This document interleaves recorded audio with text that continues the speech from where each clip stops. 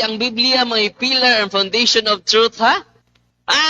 Wa sa Biblia, di mi mo to. Kana nga katarungan, hungaw na. Kay ang Biblia, dili mo'y pillar and foundation of truth. Ang Biblia, dili mo'y pillar and foundation of truth. Dili mo'y pillar and foundation of truth. Kini bang mga Katoliko ba? Grabing pinagarpara nga sila daw kuno ang tinukod ni Kristo. Sila daw kuno ang tinuod, sila daw kuno ang naghimo sa Biblia. Unya katawa dayon og kanang binastos nga pagkakatawa. Mura pug tinuod. Pero ang pangutana, tinuod ka na. Paparihaan ng gisulti ni Darwin. Darwin Gitgano, isa ka pari sa Katoliko. Namatod pa niya, ang Biblia daw kuno, dili daw kuno mo ay pillar of truth. Kaya ang simbahang Katoliko. Pero kung tanawon nimo sa Bible, wala ingon ana nga pagkasulti. Ang pillar of truth is ang Katoliko nga simbahan. Ang naa sa Bible is, ang nakasulat is Church of God. Simbahan sa Dios. Dili Katoliko nga simbahan.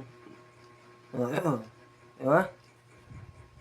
So, mali-mali. Kaya nga no, ang pulong sa Ginoo nagsulti, John chapter 17 verse 17, the word of God is truth. So, kung ang basihanan sa kamatuoran sa simbahan nga tinukod ni Kristo, gikan lang sa mga istorya-istorya, gikan sa history, dili gikan sa Bible, na gikan sa yawa na. Gikan na gyud siya sa yawa, di na siya gikan sa Ginoo. So muna kamo mga Katoliko, magbantay kamo. Kaya ang inyong pari nagpataka na og tudlo. Kanira man pod siya. Og ang uban pod, kana pong uban nga medyo nagpapari-pari pod. Nagpataka na lang pod. Pero mga tinuod kahagyon na sila biblically. O kini isa kahagit.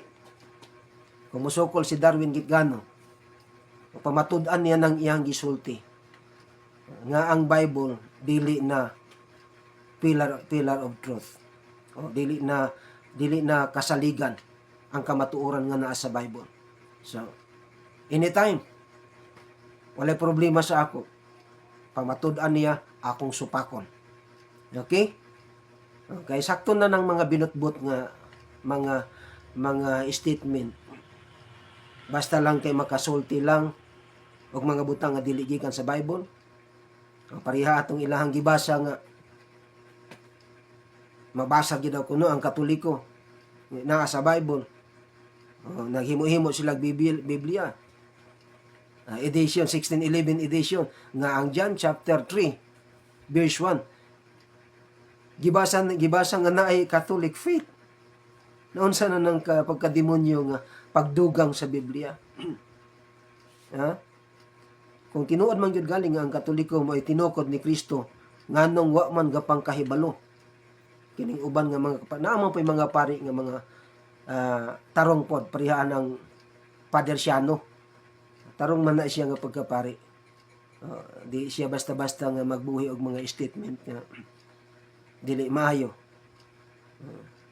So muna nga mga Katoliko, nga mga faith defender, klaruhan ninyo ng inyong pagtulunan kay dili gyud mao. So ako nanawagan kang Darwin Gitgano, kung doon na kay panahon loy, kontak lang, diskusan nato kanang imong gisulti nga ang Bible dili pillar of truth, ako nang supakon. Pamatud-an na nimo niya akong supakon. 20 ka minuto. Tag 20-20 ta. Unya 10 minutes ang cross-examination. Ha? Dili puro pinagarpar lang. Okay? So my name is Pastor James Hikilan.